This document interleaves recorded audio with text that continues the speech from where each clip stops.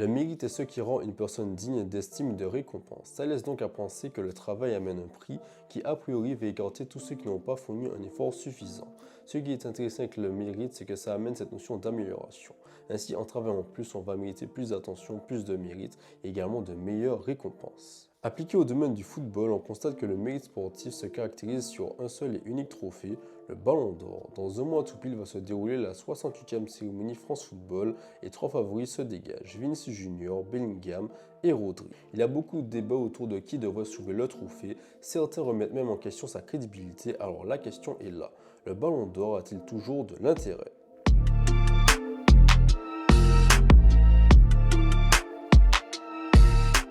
Tout commence en 1956 sur une initiative de deux journalistes français de France Football, Gabriel Hanaud et Jacques Ferrand. Le premier lauréat est anglais, c'est Stanley Matthews qui est élu Ballon d'Or en 1956. Au départ, le trophée est réservé uniquement à des joueurs européens. C'est en 1995 que les choses changent réellement avec la possibilité que des joueurs non européens soulèvent le trophée.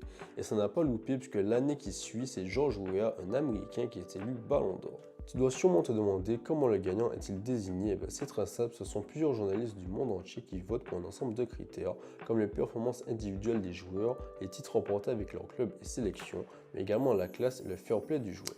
Chaque année, le Ballon d'Or pose question et suscite des débats. Sur Twitter, c'est la folie, chacun défend sa paroisse avec des arguments plus ou moins valables, on le verra tout à l'heure. Le problème du Ballon d'Or, c'est qu'elle a été monopolisée par deux extraterrestres, Messi et CR7.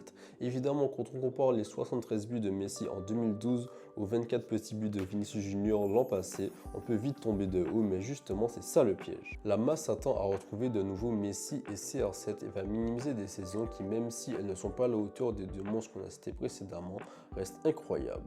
On a eu la chance de connaître deux phénomènes qu'on ne reverra peut-être jamais, mais ce n'est pas parce qu'un Rodri ou un Vinicius Junior ne font pas de saison à la CR7 qui ne mérite pas d'être récompensé. On peut même aller plus loin et se demander si c'est quand il n'y avait pas Cristiano Ronaldo et Lionel Messi que le Ballon d'Or avait perdu de son intérêt et qu'il en regagne petit à petit avec une vraie lutte chaque année pour le remporter. Comme on a dit, cette année le Ballon d'Or risque d'être attribué soit à Vinicius Junior, Bellingham ou encore Rodri.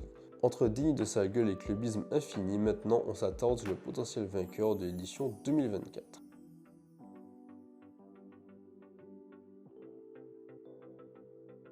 L'été dernier, l'Anglais est transféré vers le Real Madrid pour plus de 100 millions d'euros. C'est un véritable bond dans la cour des grands pour un gars de seulement 20 ans.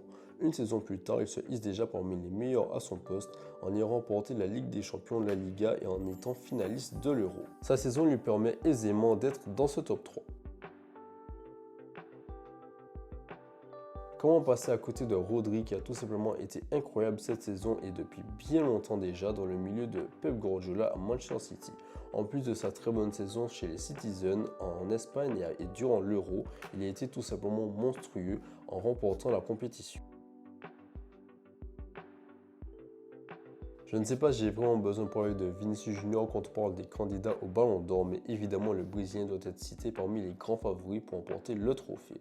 Il en a fait du chemin et a bien compris que le mérite amène cet aspect de progression et a deux doigts d'accomplir la destinée de son compatriote Neymar. Si Bellingham a porté le Real Madrid en championnat, c'est bien Vinicius Junior qui emmène le club madrilène vers sa 15e Ligue des Champions. Alors mon avis vaut ce qu'il vaut, mais pour moi, après la saison incroyable que le Real Madrid a fait, le Ballon d'Or doit revenir à un joueur madrilène et doit être la propriété de Vinicius Junior. En effet, selon moi, c'est peut-être un peu tôt pour Jude Bellingham qui côtoie l'issue depuis seulement une saison.